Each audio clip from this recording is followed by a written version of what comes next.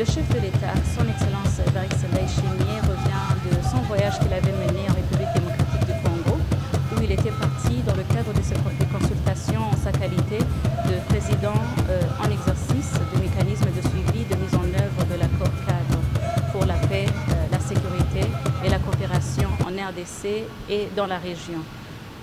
Durant son séjour en RDC, il a pu faire des consultations avec les autorités de ce pays, notamment son Excellence Antoine Félix Tshisekedi Tshilombo, qui d'ailleurs et son prédécesseur lui avait passé le témoin de la présidence du dit mécanisme au mois de mai dernier, mais également ainsi que le coordonnateur national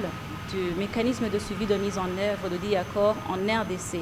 Toutes les consultations qu'il a pu mener avec les différentes autorités et responsables en RDC ont pu mettre en exergue la nécessité de redynamiser l'accord cadre, mais également de mettre en place un mécanisme de suivi de sa mise en œuvre, un mécanisme de rapportage des pays signataires qui se sont engagés à tenir ferme et à se battre pour la paix et la sécurité en RDC et dans la région,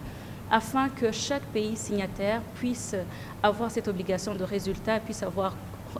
rendre compte de son engagement et du pas déjà franchi dans la mise en œuvre de cet accord. Les fruits, le rapport de toutes ces consultations que le chef de l'État burundais a menées en sa qualité de président en exercice de mécanisme de l'accord cadre d'Addis Abeba pourront également être soumis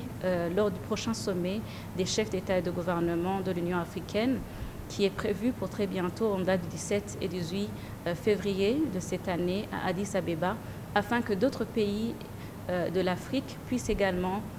s'en approprier et soutenir les efforts de stabilisation et de maintien de la paix en RDC et dans la région.